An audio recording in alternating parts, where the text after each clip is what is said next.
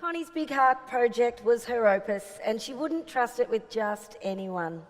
Helen stands here today on behalf of the 150 people that we call Connie's Canberra Vollies. Welcome.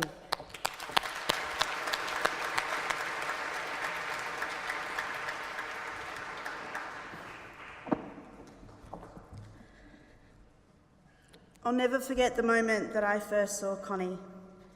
I was in the boardroom at Questacon, the science museum of my home city of Canberra. There were about 20 of us.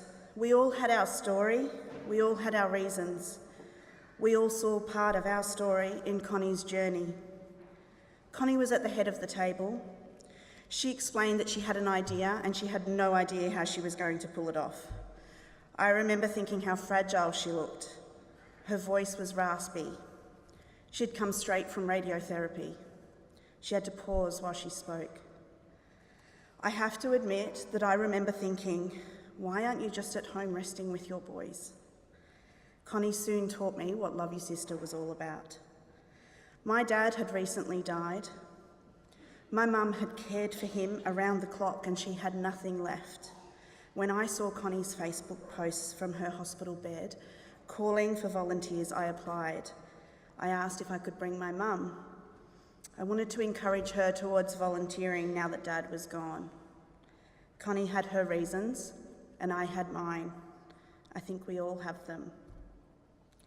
Connie ran inductions at her house, 20 people at a time, but spent one-on-one time with each applicant. She saw 200 people. She got to know us all as individuals and saw where all our different strengths lay. I was chosen to be on the committee for what was to become the Big Heart Project.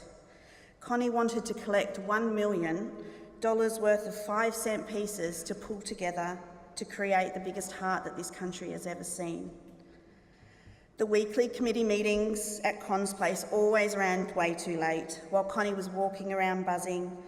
Some of the time she was resting on a mattress. We would leave Connie's place every week, re-energised, and with a to-do list that was way longer than what we went in with. We were given our specific briefs and a budget of $0. Connie was clear. This was not just going to be a great event, and it was not just going to be a fundraiser. She had a vision of a loving gathering of people enduring cancer and families infringed by cancer. She didn't want it to be a money grab, and she wanted it to be the funnest family day that Canberra had ever put on. Connie's son Willoughby took great interest in his mum's project, and during a meeting at Con's place, he suggested that there should be a quiet area for feeding mums and for people that were enduring cancer. A place where people could sit and read on a comfy couch. Hamilton, Connie's youngest, was thrilled there was plenty of space for him and his unicycle mates to show off their mad skills before helping anyone who wanted to try it give it a go. The day was perfect. The sun stayed out the whole day. A clear, crisp, beautiful Canberra autumn day. A staggering 10,000 people came through those gates that day. Families gathered, they reflected, they all had fun and got to know each other. Con was very ill by this stage, but she did her best to meet every single person. She brought the country together with her big heart, and I'm proud to stand here today as one of the many who Connie trusted so much to help her realise her vision.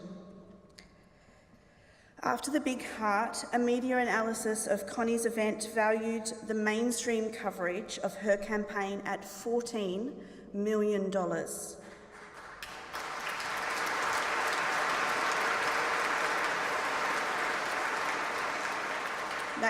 That's not bad for an event with a budget of $0.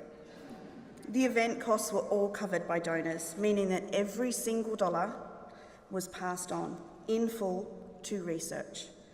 Not just the proceeds, 100% of the donated dollars. Connie collected 50 million of those pesky 5-cent pieces that day. She raised $2.55 million for research.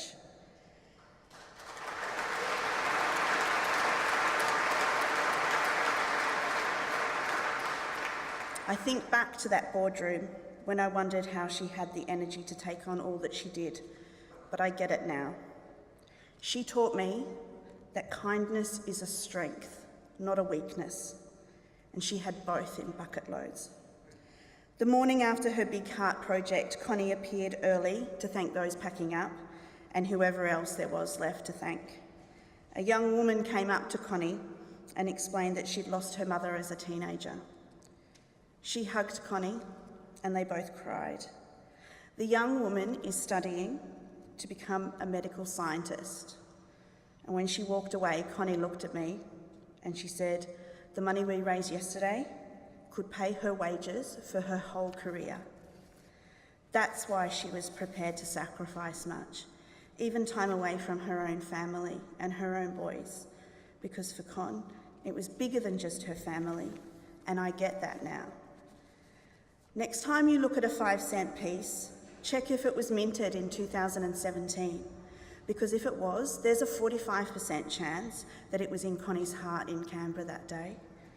Before you spend it on an extra coffee or put it in a coin jar, just take a moment to reflect the amazing woman we are honouring today and her ability of turning small things and small moments into something truly amazing.